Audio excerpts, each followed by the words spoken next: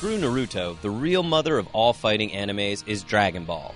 But what is it that makes the series popular enough to spawn 1.5 million video games? Is it the characters? The convoluted story? The hair? Whatever it is, before you make another purchase, let's take a look back at the evolution of Dragon Ball's chronic sequelitis. If you're a DBZ fan, you already know the backstory, and have flamed people on message boards about its details. What you may not know is that the series has been responsible for more than 20 different games, the lineage of which may actually be the most confusing thing ever created by man. To make things simple, we'll start with Dragon Ball GT Final Bout for the PlayStation 1, which was released in the States in 1997. It's one of the first major Dragon Ball games in America, but its name refers to the last part of the series. After that, Dragon Ball Z Legendary Super Warriors was released on the Game Boy Color, which fans still love for its simple but classic graphics. Bandai then put out Dragon Ball Z Ultimate Battle 22 on the PS1, but that game was actually released 7 years earlier in Japan, putting it before the Final Bout game, which kind of makes sense. But the titles did start following a logical order in 2002 with the Budokai series.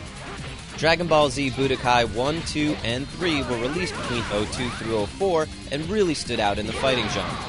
These games had cel-shaded visuals ripped right from the mangas and used a 7-slot skill tray to customize fighters.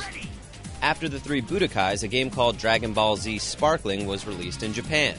In the US, it was called Dragon Ball Z Budokai Tenkaichi, even though it was made by a totally different company than the Budokai series. It also, of course, had its own sequel, Budokai Tenkaichi 2. But after all these Budokai name games, Bandai said screw it. They ditched the Budokai and released Super Dragon Ball Z in 2006.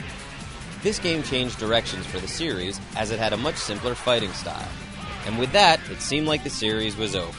But that isn't all of the games that were made. There was also Dragon Ball Z Legacy of Goku 1, 2, and Dragon Ball Z Boo's Fury, aka Legacy of Goku 3 on Game Boy Advance. And if that wasn't enough, they made 4 more totally unrelated GBA games: Dragon Ball Z Taiketsu, Dragon Ball GT Transformation, Dragon Ball Z Collectible Card Game, and another called Supersonic Warriors. Dragon Ball Z Supersonic Warriors 2, incidentally, made it to the DS, and of course there's Dragon Ball Z Shin Budokai and Shin Budokai Another Road on the PSP. And it doesn't stop there. Our Japanese and European friends overseas have seen even more games, with 4 on the Super Famicom alone. Not to mention titles on the Mega Drive, PC Duo, Sega Saturn, WonderSwan Color, and Bandai Playdia that you'll never see unless you're a real otaku.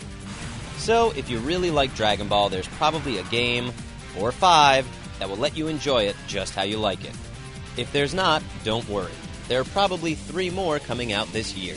Oh, that was close!